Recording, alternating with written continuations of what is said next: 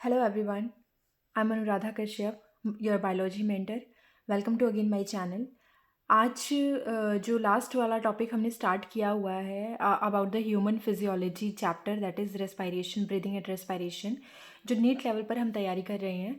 तो उसमें ये जो चैप्टर है that is very important. And last video में मैंने आपको बहुत सारी चीज़ें जो इंपॉर्टेंट थी वो स्टार्टिंग की इनिशियल जो चीज़ें थी वो कंप्लीट करवा दी थी, जिसमें हमने बहुत सारी अलग अलग चीज़ों की बात की थी। जैसे कि हमने ये समझा था कि जो रेस्पायरेशन है उसमें कौन कौन से स्टेप्स इन्वॉल्व होते हैं, मैंने सारे स्टेप्स आपको बताए थे। उसके अलावा रेस्पायरेटरी स्ट्रक्चर्स की हमने बात की थी। एंड ह्यूमन रेस्पायरेटरी सिस्टम जो होता है इसके बारे में पूरा डिस्कशन जो था ये लास्ट टाइम मैंने आपको बता दिया था। जो ये बुक है दैट इज़ फ्रॉम समाप्ति सिन्हा महापत्रा मैम, इनकी जो ये बुक है इससे मैं आपको करवा रही हूँ। एंड रेस्पायरेटरी सिस्टम जो है हम स्टार्ट कर चुके थे। रेस्पायरेटरी सिस्टम में मैंने आपको एल्वेलाई, लंग्स, इन सब के बारे में डिटेल में डिस्कस कर दिया था। आई होप आपको बहुत सारी चीज़ें विजिबल होंगी। आज हम अपना बाकी का जो आगे का चैप्टर है वो स्टार्ट करने जा रहे हैं। कोई भी इशू हो तो प्लीज़ मुझे कमेंट सेक्शन में बताइएगा, और इसके रिगार्डिंग जो भी नोट्स रहेंगे या जो भी आपको डिस्कशन करनी है फर्दर वो आप मेरे टेलीग्राम चैनल पर कर सकते हैं। उसका लिंक मैं आपको डिस्क्रिप्शन में नीचे अभी दे दूँगी, तो आप वहाँ पर जा कर के उसको ज्वाइन कर लीजिए। चैनल को लाइक सब्सक्राइब कीजिए अगर आपको पसंद आता है। तो चलिए स्टार्ट करते हैं। थोरेसिक चैम्बर के बारे में डिस्कस करूँगी मैं। सबसे पहले लास्ट वीडियो की जब हमने बात की थी तो वहाँ पे जब रेस्पायरेटरी सिस्टम की बात हुई थी तो हम देख रहे थे कि किस तरीके से इंसान जो है वो रेस्पायर करता है। तो रेस्पिरेशन के लिए आपको अपनी बॉडी में एक थोरेसिक चैम्बर की इन्वॉल्वमेंट की ज़रूरत होती है। थोरेसिक चैम्बर क्या होता है, देखिए सबसे पहले लंग्स सिचुएटेड कहाँ पर होते हैं? Lungs are situated in an air tight chamber, यानी एक ऐसा चैम्बर है विच इज़ टाइटली पैक, यानी वो चारों तरफ से क्या है, टाइटली पैक है। थोरेसिक चैम्बर की अगर हम बात करते हैं तो डॉर्सली, लास्ट टाइम भी मैंने आपको बताया था कि what is the ventral location and what is the dorsal location. Ventral position वो होती है जहाँ से आपका माउथ, या फिर ऐसे बोल सकते हैं कि जो ऑर्गेनिज्म का माउथ एरिया होता है वो उसका वेंट्रल साइड होता है, and the opposite from the mouth side उसको हम क्या बोलते हैं, डॉर्सल। जहाँ पर हमारी बैकबोन आती है उसको डॉर्सल साइड बोला जाता है। तो थोरेसिक चैम्बर बनाना है आपको, एक टाइट बॉक्स बनाना है। अब उस टाइट बॉक्स में डॉर्सल साइड सपोज ये है और ये मेरी वेंट्रल साइड है, this is my dorsal side. Side की लोकेशंस हैं, ऊपर है, नीचे है, ठीक है। तो आपको इसको कम्प्लीटली पैक करना है। तो डॉर्सल साइड में क्या होता है, डॉर्सल साइड में वर्टिब्रल कॉलम आता है जो एक पैक जो इसको पूरा पैक करने के लिए बॉक्स बनाने में हेल्प करेगा। वेंट्रल साइड में स्टर्नम आती है, this is the ventral side, and इस साइड पर क्या आता है, स्टर्नम आता है। स्टर्नम क्या होता है, this is your chest bone. Lateral position पे जो इसको साइड से पैक कर रहे हैं वो कौन होते हैं, रिब्स होते हैं, जो आपकी, जिनको हम और क्या वर्ड यूज़ करते हैं इनके लिए, कोस्टल वर्ड यूज़ किया जाता है, कोस्टल, ठीक है। रिब्स को और क्या बोला जाता है, कोस्टल बोला जाता है। बिलो या फिर बिलो वर्ड के लिए, यानी कि उसको नीचे से ढकने के लिए भी तो कुछ होना चाहिए ना, चैम्बर को नीचे और ऊपर से ढकने के लिए भी कुछ होना चाहिए। तो जो नीचे से उसको कवर करता है उसको हम बोलते हैं पोस्टीरियर साइड। ध्यान रखिएगा, जो नीचे से उसको कवर कर रहा है that is the posterior side, और उसको कवर करने वाला एक डोम शेप का डायाफ्राम होता है रेस्ट पोजिशन में। या फिर बोल दीजिए कि जब आप इंस्पायर नहीं कर रहे हो तो डोम शेप का एक डायाफ्राम आता है जो उसको क्या करता है, नीचे से यानी कि पोस्टीरियर साइड से कवर करता है। अगर हम एंटीरियर साइड की बात देखें तो एंटीरियर साइड में, क्योंकि आपने इसको हर जगह से कवर कर दिया, डॉर्सली कवर कर दिया है, वेंट्रली कवर कर दिया है, लिटरली कवर हो चुकी है, पोस्टीरियरली कवर हो गया है, एंड जब हम एंटीरियरली बात करते हैं तो एंटीरियरली आती है क्लेविकल। क्लेविकल क्या होता है, क्लेविकल आपकी कॉलर बोन होती है जिसको हम ब्यूटी बोन भी बोलते हैं।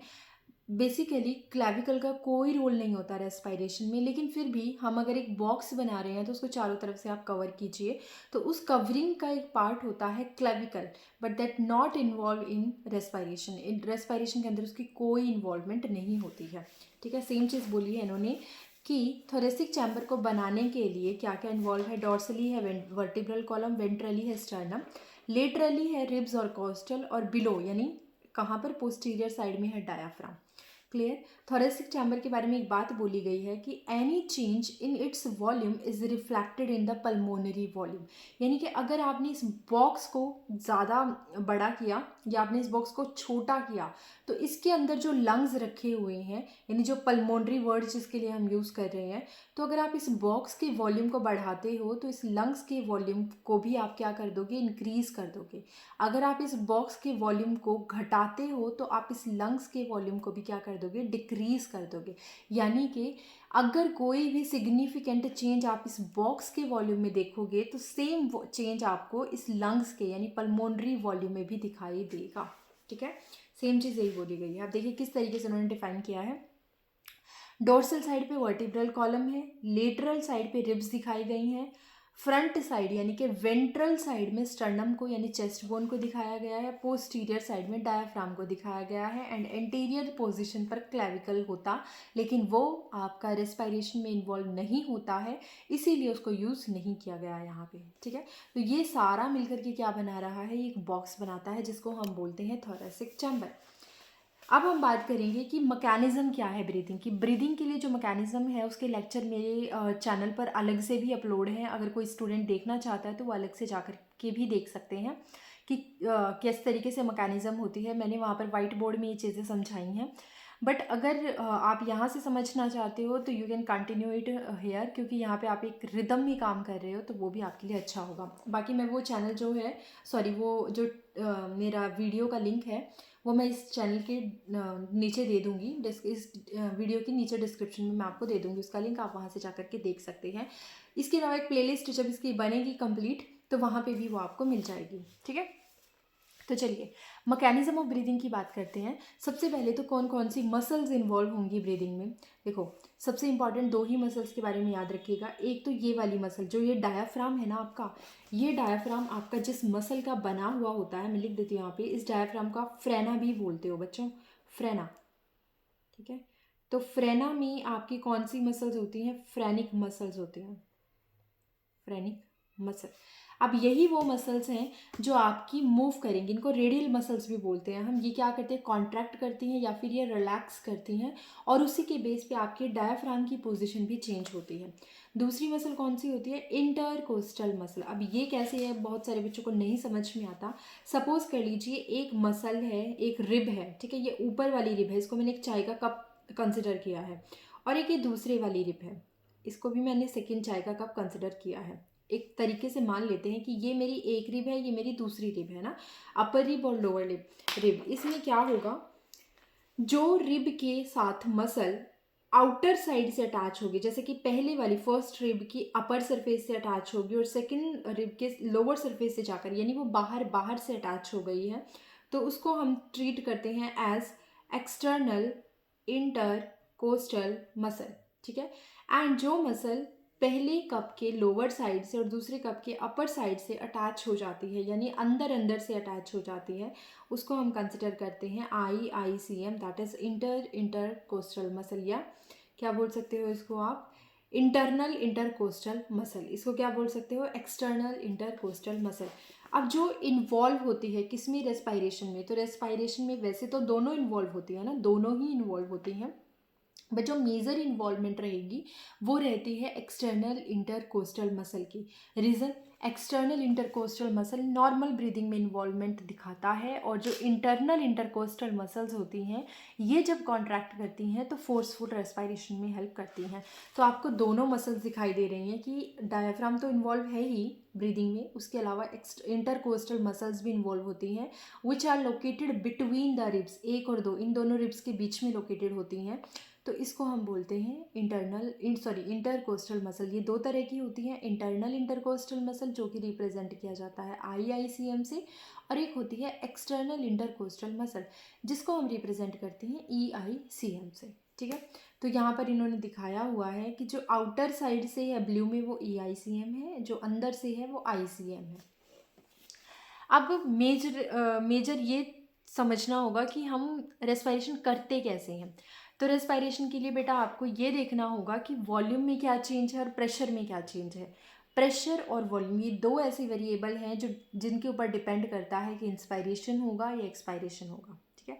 अब एक बात समझो कि अगर आपको इंस्पायरेशन करना है ना, मान लीजिए इस लंग के अंदर इतना सा एरिया है और आपको रेस्पायरेशन करना है, आप क्या चाहते हो कि इसके अंदर ज़्यादा हवा आए, तो ज़्यादा हवा आने के लिए आप क्या कोशिश करोगे, आप इसके वॉल्यूम को बढ़ाना चाहोगे। दोबारा सुन लीजिए, लंग्स की यानी पल्मोनरी वॉल्यूम अभी सिर्फ इतना है, सपोज आप चाहते हो, you want to do inspiration, आपको इंस्पायरेशन करना है, आपको क्या करना है, इंक्रीज करना है volume, you want to make increment in the volume, ठीक है। आपको पल्मोनरी वॉल्यूम को क्या करना है, इंक्रीज करना है। तो उस कंडीशन में क्या किया जा सकता है, आप कुछ ऐसा करो, ये जो लंग्स हैं आपके कुछ इस तरीके की कॉन्ट्रैक्शन करें या रिलैक्सेशन या कॉन्ट्रैक्शन कुछ तो करें जिसकी वजह से ये वॉल्यूम इतने से बढ़ करके इतना हो जाए। अगर इतना वॉल्यूम होगा तो आप ज़्यादा एयर को इनहेल कर पाओगे एंड इसी चीज़ को हम इंस्पायरेशन बोलेंगे। और इसमें आपके पास एक इम्पॉर्टेंट चीज़ ये होगी कि कुछ मसल्स का कॉन्ट्रैक्ट करने की वजह से ये वॉल्यूम इंक्रीज हो जाएगा। वॉल्यूम इंक्रीज क्यों किया, वॉल्यूम इसीलिए इंक्रीज किया ताकि ज़्यादा अमाउंट में एयर को इनहेल किया जा सके या फिर अमाउंट में एयर को इनहेल किया जा सके, है ना। और एक बात और, जैसे ही आपने इसका वॉल्यूम इंक्रीज किया, इस अंदर वाले पल्मोनरी वॉल्यूम को आपने इंक्रीज किया by increasing the thoracic chamber volume, तो उस कंडीशन में क्या होगा, अंदर का प्रेशर कम हो जाएगा। यानी कि बोथ आर इन्वर्सली प्रोपोर्शनल। अगर प्रेशर इंक्रीज होता है तो वॉल्यूम डिक्रीज होता है, अगर वॉल्यूम डिक्रीज होता है, वॉल्यूम इंक्रीज होता है तो प्रेशर डिक्रीज होता है। अब अगर आप इंस्पायरेशन में वॉल्यूम को इंक्रीज कर रहे हो तो डेफिनेटली प्रेशर डिक्रीज हो जाएगा। यही चीज़ है। एयर, क्योंकि हमेशा बाहर क्या है, बाहर जो एयर है उसमें ऑक्सीजन का प्रेशर ज़्यादा है, या बोल सकते हो कि गैसेस प्रेशर ज़्यादा होता है, अंदर वॉल्यूम का प्रेशर कम होता है ना, तभी तो चीज़ें जो है वो डिफ्यूज़न के थ्रू अंदर से बाहर, बाहर से अंदर आ पाएंगी। यानी कि you have to maintain the concentration gradient. आपको अगर बाहर ज़्यादा दिख रही हैं चीज़ें, आपको उनको अंदर लेके आना है, तो उस कंडीशन में आपको अंदर वॉल्यूम बनाना पड़ेगा और वॉल्यूम इंक्रीज करने के लिए कॉन्ट्रैक्शन होता है मसल्स का। देखो, air always moves from a region of high partial pressure to low partial pressure. ये तो एक नॉर्मल सी बात है, सबको समझ आती है कि जहाँ ज़्यादा प्रेशर है वहाँ से कम पार्शियल प्रेशर की तरफ मूव करती हैं चीज़ें। What is the meaning of partial pressure? देखो, अगर मैं बोल दूँ कि एयर का प्रेशर, एयर का प्रेशर मतलब उसमें बहुत सारी गैसेस हैं, उसमें O2 है, उसमें CO2 है, उसमें CO है, उसमें नाइट्रोजन है, तो उसमें डिफरेंट गैसेस हैं, ठीक है। तो उन डिफरेंट गैसेस में अगर सिर्फ आपसे किसका पूछा गया है, आपसे पूछा गया है कि प्रेशर ऑफ ऑक्सीजन बताइए, तो ऑक्सीजन का प्रेशर बताते हो अगर आप, तो उस प्रेशर को हम क्या बोलेंगे, partial pressure of that gas, यानी पार्शियल प्रेशर ऑफ ऑक्सीजन। तो सेम चीज़ है कि हमेशा जो है air always moves from a region of high partial pressure to the region of low partial pressure, ऐसे ही हमेशा मूव करती है एयर। ये इन्होंने कंसेप्ट दिखाया है कि बेसिक प्रिंसिपल है, कोई भी चीज़ हाई की तरफ से लो की तरफ जाना चाहती है। Pressure can be changing the volume, अगर आपने वॉल्यूम को चेंज किया है तो प्रेशर अपने आप चेंज हो जाएगा, यानी pressure is inversely proportional to the volume, right. अब नॉर्मल इनहेलेशन बात करते हैं, यानी कि आपको नॉर्मल इंस्पायर करना है। नॉर्मल इंस्पायर करने के लिए क्या करना होगा, इस चीज़ को समझना थोड़ा सा। होगा क्या, बाहर जो है एनवायरनमेंट में फिक्स वॉल्यूम है किसका, एयर का, कितना, सॉरी फिक्स प्रेशर है कि एयर का कितना है, प्रेशर आउटसाइड कितना है एटमॉस्फेयर में 760 mmHg at the sea level, जब हम इसको मेजर करते हैं। बाहर प्रेशर बहुत ज़्यादा है, गैसियस प्रेशर बहुत ज़्यादा है, अंदर प्रेशर कम होना चाहिए। अगर आपको इनहेल करना है तो अंदर प्रेशर कम होना चाहिए। अब अंदर प्रेशर कम होगा बाय इंक्रीजिंग द वॉल्यूम, क्योंकि आपको पता है V is inversely proportional to P। तो यहाँ पर आपको वॉल्यूम इंक्रीज करना पड़ेगा। अब इसको कैसे इंक्रीज कर सकते हो, इसको दो तरीके से इंक्रीज किया जा सकता है। पहला, इस डायाफ्राम को क्या कर दीजिए, कॉन्ट्रैक्ट कर दीजिए। मेरी बात समझना है ना। देखो, मैंने नीचे वाले हाथ को क्या बनाया है, नीचे वाले हाथ को मैंने बनाया है डायाफ्राम, जो मैंने अभी डोम शेप में दिखा रखा है। दिस इज माय डायाफ्राम, जिसको मैंने ऐसे दिखा रखा है डोम शेप में, राइट। ऊपर ये वाली मेरी लेटरल साइड से रिब्स इसको कवर कर रही हैं, दोनों लेटरल साइड से रिब्स इसको कवर कर रही हैं। This is my anterior position, this is my diaphragm, जो पोस्टीरियरली क्या है, डोम शेप में अभी रखा हुआ है ना। और अंदर क्या है, this is my pulmonary volume, जो आप देख पा रहे हो, आई होप आपको दिख रहा होगा, ये क्या है, अंदर का पल्मोनरी वॉल्यूम है। बाकी ये वाली पोजीशन भी आपकी बंद है, ये वाली पोजीशन भी बंद है, क्योंकि एक चैम्बर है ना, तो यहाँ भी डोम शेप है। अब जो वॉल्यूम आप देख रहे हो वो थोड़ा है, you want to increase it, आपको इस वॉल्यूम को इंक्रीज करना है। तो आप क्या करो, इस डायाफ्राम, जो ये डायाफ्राम डोम शेप में, दोबारा बना देती हूँ, ये जो डायाफ्राम इस तरीके से डोम शेप में है, इस डोम शेप वाले डायाफ्राम की मसल्स को कॉन्ट्रैक्ट करवा दीजिए। आपने इनको कॉन्ट्रैक्ट करवाया तो ये क्या हो गई, फ्लैट हो गई। अब खुद देखो, पहले वॉल्यूम जो सिर्फ इतना सा था, जो ये अंदर वाला वॉल्यूम सिर्फ इतना सा था जिसको आप देख पा रहे हो, अब ये वॉल्यूम इतना हो गया है। इसका मतलब आपने वॉल्यूम को इंक्रीज़ कर दिया। पहला मेथड आप किस तरीके से वॉल्यूम को इंक्रीज़ कर सकते हो, डायाफ्राम जो डोम शेप में है इसको हम क्या कर सकते हैं, स्ट्रेट कर सकते हैं, फ्लैट कर सकते हैं, जिसकी वजह से क्या होगा, पल्मोनरी वॉल्यूम इंक्रीज़ हो जाएगा। दूसरी चीज़ हम क्या कर सकते हैं, जो ये साइड की वॉल्स हैं, है ना, रिब्स हैं, जो इनमें जो मसल्स है, कौन सी, जैसे मान लीजिए ये 2 रिब्स थी, मैंने कब बना करके बताए थे, इन दोनों रिब्स के बीच में मसल्स हैं। अगर मैं इन मसल्स को कॉन्ट्रैक्ट करवा देती हूँ तो ये कॉन्ट्रैक्ट करते ही क्या होगा, ये जो जो आपकी साइड वाली ये जो रिब्स हैं, ये साइड वाली, ये इस मसल्स के कॉन्ट्रैक्ट, ये तो फ्लैट हो गया, इस मसल्स के कॉन्ट्रैक्ट करते ही ये बाहर की तरफ मूव कर जाएंगे, नहीं ऐसे मूव कर जाएंगे, और ऐसे मूव करने से आपका पूरा वॉल्यूम क्या हो जाएगा, इंक्रीज हो जाएगा। आई होप आपको समझ में आया होगा। डायाफ्राम है, डायाफ्राम को कॉन्ट्रैक्ट करवा दीजिए। तो जब आपने डायाफ्राम को कॉन्ट्रैक्ट करवा दिया, इट बिकम्स फ्लैट, ये फ्लैट हो गया, डोम शेप से फ्लैट हो गया, यानी ऐसा था ऐसा हो गया। इसकी वजह से क्या होगा, volume of thoracic chamber increase, ये इंक्रीज हो गया। लेकिन जो इस तरीके से डोम से फ्लैट होने पे इंक्रीज हुआ, ये वॉल्यूम किस एक्सिस में इंक्रीज हुआ है बच्चों, ये इंक्रीज हुआ है एंटीरियर और पोस्टीरियर एक्सिस में वॉल्यूम इंक्रीज हुआ है ना, इसी एक्सिस पे आपने चेंज किया है, तो एंटीरियर और पोस्टीरियर एक्सिस पे क्या हो गया है, वॉल्यूम चेंज हो गया है, एंटीरियर पोस्टीरियरली वॉल्यूम चेंज हो गया है। इसको हम बोलते हैं कि volume of thoracic chamber increase in anterior posterior direction. और इसकी वजह से जैसे ही वॉल्यूम इंक्रीज होगा, अंदर का पल्मोनरी वॉल्यूम इंक्रीज होगा, प्रेशर क्या हो जाएगा, डिक्रीज हो जाएगा, ठीक है।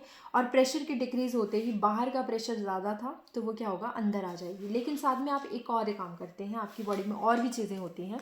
क्या होता है, आपकी जो एक्सटर्नल इंटरकोस्टल मसल्स थी, जो किसके बीच में थी, रिब्स के बीच में थी, उनमें भी कॉन्ट्रैक्शन होता है, जिसकी वजह से जो साइड से रिब्स थी, जो साइड से रिब्स थी वो ऊपर की तरफ उठ जाती हैं, और जो वेंट्रल साइड में चेस्ट बोन थी, है ना, ये वाली, ये वाली भी ऊपर की तरफ उठ जाती हैं, ऐसे देखो, आई होप आपको दिख रहा है, ये वाली भी ऐसे ऊपर की तरफ उठ जाती हैं।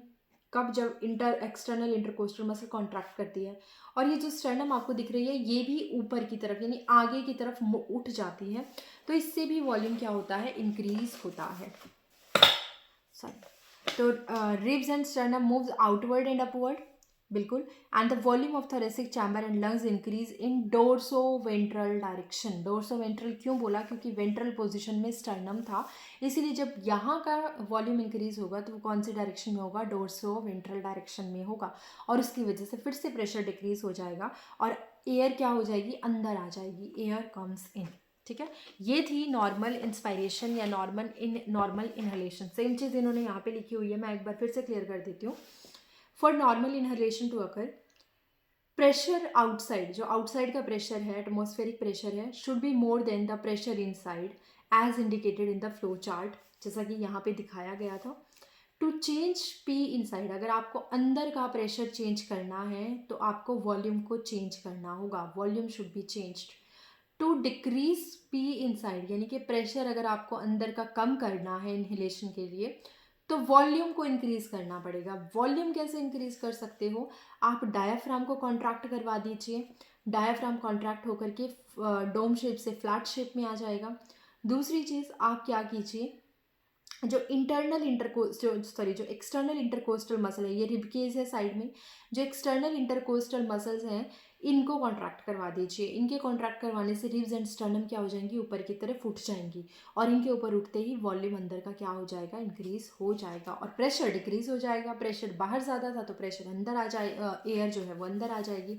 Now you want to remove the gases, आपको क्या करना है, एक्सलेशन करना है, आपको CO2 अपनी बॉडी से बाहर निकालनी है। तो इसके लिए भी कुछ सिनेरियो हैं। For this to occur, P inside, अंदर ज़्यादा प्रेशर होना चाहिए। देखो अंदर अगर ज़्यादा प्रेशर होगा तो चीज़ें फोर्स होंगी बाहर की तरफ, है ना, तो पी इनसाइड क्या होना चाहिए, इंक्रीज होना चाहिए, पी आउटसाइड डिक्रीज होना चाहिए फॉर दैट गैस। अब वॉल्यूम क्या, इसके लिए आप क्या कर सकते हो, अगर आपको प्रेशर बढ़ाना है तो V इज़ इन्वर्सली, यहाँ पे लिखा हुआ है V is inversely proportional to pressure, तो हम क्या कर सकते हैं, वॉल्यूम को डिक्रीज कर सकते हैं। वॉल्यूम को कैसे डिक्रीज करोगे, जो चीज़ें आपने यहाँ पे की थी उनको रिवर्स कर दो, यानी कि it can be decreased bye diaphragm, जिसमें फ्रेनिक मसल्स क्या हो गई थी, फ्रेनिक मसल्स जो थी कॉन्ट्रैक्ट हुई थी इंस्पायरेशन के टाइम पे, उनको रिलैक्स कर दो, डायाफ्राम रिलैक्स हो जाएगा, it becomes again dome shape, dome shape हो जाएगा, वापस ऐसा हो जाएगा फ्लैट से। जैसे ही ये वापस ऐसा होता है ना, पहले ऐसा था तो वॉल्यूम बढ़ा हुआ था, प्रेशर घटा हुआ था, आपको प्रेशर बढ़ाना है, वॉल्यूम घटाना है, तो आप इसको डोम शेप कर दीजिए। डोम शेप करते ही वॉल्यूम कम हो गया, वॉल्यूम के कम होते ही प्रेशर ज़्यादा हो गया। तो यही चीज़ उन्होंने बोली हुई है कि become dome shape again from flat and volume increase, sorry volume decrease. Volume अब क्या हो गया, फ्लैट से डोम शेप होते ही इसका डिक्रीज हो गया है। कौन सी डायरेक्शन में या कौन से एक्सिस में? In the axis of anterior posterior axis. तो एंटीरियर पोस्टीरियरली वॉल्यूम जो है वो कम हो गया है और प्रेशर इंक्रीज हो गया है। सेम चीज़ हमने EICM के साथ किया, जो कॉन्ट्रैक्ट यहाँ पे करवाई थी अब उनको रिलैक्स कर दीजिए। रिलैक्स करते ही रिब्स एंड स्टर्नम जो है, जो बाहर की तरफ चली गई थी, आउटवर्ड मूव कर गई थी, वो इनवर्ड्स आ जाएंगी, डाउनवर्ड्स आ जाएंगी, तो वॉल्यूम डिक्रीज हो जाएगा डोर्सो वेंट्रली, और उसकी वजह से प्रेशर क्या हो जाएगा, इंक्रीज हो जाएगा। तो दोनों कंडीशंस में आपने क्या किया है, आपने प्रेशर को इंक्रीज कर दिया है। अंदर का प्रेशर जैसे ही ज़्यादा हुआ वैसे ही वॉल्यूम कम हुआ, वॉल्यूम के कम होते ही प्रेशर ज़्यादा होने की वजह से गैसेस जो थी वो बाहर चली जाएंगी, एयर गोज आउटसाइड, है ना। यही चीज़ इन्होंने यहाँ पे बताई है कि डायफ्राम को रिलैक्स कर दीजिए एंड आर्च अपवर्ड, यानी ऊपर की तरफ कर्व हो गई है। And ribs and sternum return to original position, क्योंकि उनमें भी क्या हो गई थी, रिलैक्स हो गई थी मसल्स, उसकी वजह से ये वापस अपनी जगह पर आ गई और volume of thorax again decrease हो गया है। इसके डिक्रीज होते ही प्रेशर इंक्रीज हो जाएगा और प्रेशर के इंक्रीज होते ही जो भी गैसेस हैं वो बाहर चली जाएंगी। इस प्रोसेस को हम बोलते हैं एक्सहेलेशन, इसको हम बोलते हैं नॉर्मल एक्सहेलेशन। ठीक है, आई होप आपको ये सब चीज़ें समझ में आई होंगी। अब हम थोड़ा सा नोट देखते हैं मैम ने क्या लिखा हुआ है, चलिए समझते हैं। अगर हमें एडिशनली, यानी अगर हमें फोर्सफुली इंस्पायरेशन एक्सपायरेशन करना है, लाइक रामदेव, अगर हमें बहुत योगा के टाइम पे आपने देखा होगा कि आप फोर्सफुली इनहेल एक्सहेल आउट करते हो, तो उसके लिए आपको एडिशनल सेट ऑफ मसल्स चाहिए होती हैं, लाइक इंटरनल इंटरकोस्टल मसल्स, अगर वो कॉन्ट्रैक्ट करती हैं और साथ में एब्डोमिनल मसल्स, अगर एब्डोमिनल मसल्स भी कॉन्ट्रैक्ट रिलैक्स करती हैं, तो उस कंडीशन में क्या होता है, फोर्सफुल ब्रीदिंग होती है। तो for the forceful breathing, like in pregnant women ये चलता रहता है। तो फोर्सफुल ब्रीदिंग में कौन कौन इन्वॉल्व होती हैं, IICM और एब्डोमिनल मसल्स। अडल्ट की ब्रीदिंग रेट कितनी होती है, 12 to 16 टाइम्स पर मिनट होती है, 12 to 16 टाइम पर मिनट होती है अडल्ट की ब्रीदिंग रेट। बच्चों की ज़्यादा होती है, एटलीस्ट 44 टाइम्स पर मिनट, है ना। अब बात करते हैं रेस्पिरेटरी वॉल्यूम्स एंड कैपेसिटीज़ की। सबसे पहले आपने एक इंस्ट्रूमेंट देखा होगा जिसको हम बोलते हैं spirometer, the device used to measure the respiratory volume except residual volume, है ना। इसका मतलब ये है कि हमारे पास बहुत सारे डिफरेंट वॉल्यूम्स आएंगे और उन वॉल्यूम को मेजर करने के लिए आप एक इंस्ट्रूमेंट का यूज़ करते हो जिसको बोला जाता है स्पाइरोमीटर। ये देखिए दिखा भी रखा है कि किस तरीके से माउथ में जो बहुत एक लंबा सांस छोड़ने को लेने को कहा जाता है, तो ये उसको क्या करता है, ग्राफिकल रिप्रेजेंटेशन उसकी दिखा देता है, ये जो डिवाइस होता है। फिर हमें पता चलता है कि उस पर्सन का कितना वॉल्यूम वो एयर का इनहेल कर रहा है, कितना रिजर्व कर रहा है, और जो भी चीज़ें हैं वो हमें यहाँ से पता चलती हैं। अब रेस्पिरेटरी वॉल्यूम की बात करें तो the different volume of air a person can breathe in और breathe out in different conditions. What are the conditions, उसके अकॉर्डिंग एक पर्सन जो है वो कितने वॉल्यूम ऑफ एयर को ले सकता है और कितने को छोड़ सकता है, बाहर निकाल सकता है वॉल्यूम को, तो उसको हम बोलते हैं रेस्पिरेटरी वॉल्यूम। और जब रेस्पिरेटरी वॉल्यूम आपस में जुड़ते हैं तो रेस्पिरेटरी कैपेसिटीज बनती हैं। क्लियर है?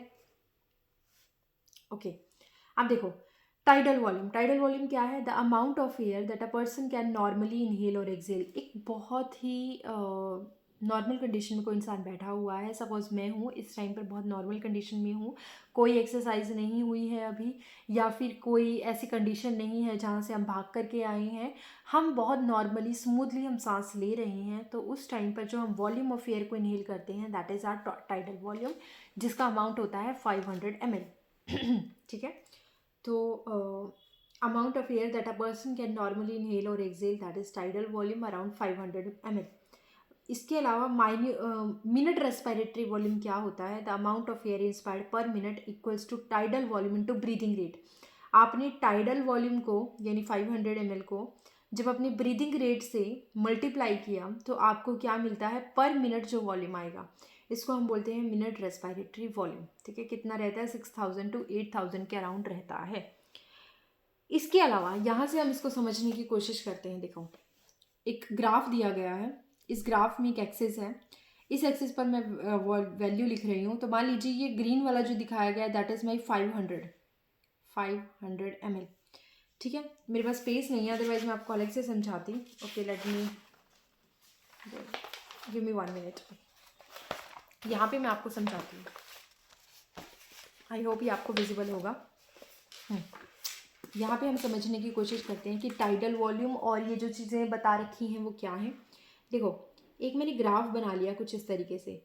मैं सबसे पहले नॉर्मल की बात करती हूँ। नॉर्मल में क्या है, मेरे पास एक वॉल्यूम है जिसको मैं बोलती हूँ कि ओके, एक नॉर्मली मेरे पास क्या है, एक वॉल्यूम है जो मैं नॉर्मल कंडीशन में सांस ले रही हूँ या रिलीज कर रही हूँ, दैट इज़ माई 500। इसको मैंने क्या कहा है, टीवी। टीवी क्या है, नॉर्मल अमाउंट ऑफ एयर है जो मैंने लिया है ना। उसके बाद अगर मैं थोड़ा सा और ज़्यादा अमाउंट ले लेती हूँ, मैं इनहेल करती हूँ एक्स्ट्रा अमाउंट ऑफ एयर, जितनी मैं इनहेल कर सकती हूँ, वो मेरा क्या बन जाएगा, वो मेरा बन जाएगा IRV, यानी इंस्पायरेटरी रिजर्व वॉल्यूम। इतना वॉल्यूम जो मैं एक्स्ट्रा अमाउंट ऑफ एयर को ले सकती हूँ उसको बोला जाता है IRV। टीवी कितना था मेरा, 500 ml था। IRV कितना रहता है, करीबन 2500 से 3000 ml रहता है। अब सेम दिमाग में बात आएगी कि अगर हम इतना इनहेल कर सकते हैं तो हम इतना एक्सेल आउट भी तो कर सकते हैं, डेफिनेटली। तो टीवी अगर हमने जितना लिया, हम उससे ज़्यादा उसको तो निकाल ही सकते हैं, टीवी को तो हम बाहर निकाल ही सकते हैं। उसके अलावा एक्स्ट्रा अमाउंट ऑफ एयर हम जब लेते हैं तो उसमें से हम कितनी बाहर निकाल सकते हैं। तो जो एक्स्ट्रा अमाउंट ऑफ एयर बाहर निकाली जाती है, एक्सेल आउट की जाती है, उसको बोला जाता है बेटा ERV। ठीक है, ERV यानी एक्सपायरेटरी रिजर्व वॉल्यूम, यानी ये इतना वॉल्यूम था जो आपने रखा हुआ था बट आप इसको निकाल सकते हो। अब आपके दिमाग में क्वेश्चन आएगा, ये 2500 से 3000 बोला गया है कि हम इतना अमाउंट ऑफ एयर ले सकते हैं ml में, लेकिन ये सिर्फ और सिर्फ आपका कितना होता है, 1000 से 1100 ही होता है। तो बाकी का जो आपने एक्स्ट्रा अमाउंट ऑफ एयर लिया था वो कहाँ गया, तो वो हमेशा आपके लंग्स में रहता है ताकि लंग्स को कोलैप्स होने से बचाया जा सके। जो वॉल्यूम एयर का रह जाता है उसको हम बोलते हैं लंग्स के अंदर, उसको बोला जाता है रेजिडुअल वॉल्यूम, RV। और यही बात सबसे पहले बोली गई थी कि जो स्पायरोमीटर है वो RV को कभी भी कैलकुलेट नहीं कर सकता है, क्योंकि वो हमेशा लंग्स के अंदर रहता है और ये सिर्फ एक्सचेंज होने वाली जितनी भी वेरिएबल हैं, एक्सचेंज होने वाले वॉल्यूम को ही कंसिडर करता है। रेजिडुअल वॉल्यूम कितना रहता है आपके पास, ये रहता है 1100 से 1200, ठीक है, ऑन एन एवरेज। तो ये चीज़ें समझ में आई। लेकिन अब कोई कैपेसिटी पूछ ले तो कैपेसिटी क्या होगी, जो वॉल्यूम को आप मिला देते हो तो कैपेसिटी बनती है। आप टाइडल वॉल्यूम ले सकते हो, आप एक्स्ट्रा अमाउंट ऑफ एयर ले सकते हो। इसका मतलब आपकी इनहेल करने की कैपेसिटी कितनी है, इसको कंप्लीट को हम क्या बोलेंगे, जितनी है इसको हम बोलते हैं इंस्पायरेशनल कैपेसिटी या इंस्पायरेशनल, इसको हम बोलते हैं IC, इंस्पायरेशनल कैपेसिटी। ठीक है, अब जितना अमाउंट ऑफ एयर आपने लिया और जितना आप ERV को निकाल सकते हो, अगर हम दोनों टोटल पूछें कि कितना निकाल सकते हो, तो आप टीवी भी निकाल सकते हो बाहर और आप ERV भी बाहर निकाल सकते हो। तो इसको हम बोलते हैं EC। दोनों को कैलकुलेट कर लीजिए, जैसे IC के लिए आप इसको और इसको काउंट कीजिएगा और EC के लिए टीवी और ERV को हम काउंट कर सकते हैं। ये क्या हो गई, हमारी EC हो गई। एक दिमाग में क्वेश्चन आएगा कि लंग्स में जो आपकी ज़रूरत की कैपेसिटीज़ हैं या ज़रूरत के वॉल्यूम है जो एक्सचेंज हो रही हैं, उनको मिलाकर के वॉल्यूम कितना है कंप्लीट लंग का, तो उसको हम बोलते हैं वाइटल कैपेसिटी, VC। VC क्या होता है, VC is a vital capacity, जिसमें आप तीनों को मेजर कर रहे हो, तीनों को मिला रहे हो, that is a vital capacity. लेकिन एक बात समझिए, ये तो चेंज हो सकती थी, ये आ जा सकती थी, डिफ्यूज़ हो सकती थी, लेकिन एक ऐसा वॉल्यूम भी है जो अभी भी लंग्स के अंदर है बट वो कहीं चेंज नहीं हो रहा है। इसका मतलब लंग्स इसको भी रख रहा है और इन सबको भी रख रहा है। तो यानी ये पूरी कैपेसिटी है लंग्स की, लंग्स सबको रख सकता है। इसको हम बोलते हैं TLC, टोटल लंग कैपेसिटी, क्योंकि लंग्स इन सबको रखने की कैपेबिलिटी रखता है, तो that is total lung capacity. ठीक है, एक चीज़ और समझिएगा, कैपेसिटी हमेशा मैंने 2 या 2 से ज़्यादा को मिला करके बोला है। ERV हो चाहे RV हो, दोनों ही बाहर निकल सकते थे, लेकिन उनमें से एक फंक्शनल है और एक रह गया जो बाहर नहीं आया। इसका मतलब एक ऐसी कैपेसिटी बनी जिसमें फंक्शनल भी है और रहने वाला भी है, इसको हम बोलते हैं FRC, functional residual capacity, FRC। ठीक है, आई होप आपको ये समझ में आई होगी। टीवी जो नॉर्मल है, IRV जो एक्स्ट्रा अमाउंट ऑफ एयर हम लेते हैं, ERV जो एक्स्ट्रा अमाउंट ऑफ एयर हम रिलीज करते हैं, RV जो आपके लंग्स के अंदर रह जाता है, IC दोनों को मिला करके होता है, EC इन दोनों को मिला करके होता है और FRC, इन दोनों को मिला करके होता है। लंग्स की खुद की कैपेसिटी है विच कैन बी एक्सचेंज, उसको हम बोलते हैं vital capacity. And the total volume which can be remain into the lung, वो क्या होता है TLC, जिसमें फंक्शनल भी आता है और जो फंक्शनल नहीं है वो भी आता है। ठीक है, यहाँ पर यही चीज़ें अब इन्होंने समझाई हुई हैं, मैं एक बार आपको फटाफट समझा देती हूँ। देखो, इंस्पायरेटरी रिजर्व वॉल्यूम अब क्या होगा, the additional amount of air that a person can inhale by a forceful inhalation. मतलब आप उसको नॉर्मल कंडीशन में नहीं ले रहे हो, नॉर्मल में 500 ही ले सकते हो, लेकिन जब आप फोर्सफुली लेते हो तो वो इतना हो सकता है, इसको बोलते हैं इंस्पायरेटरी रिजर्व वॉल्यूम।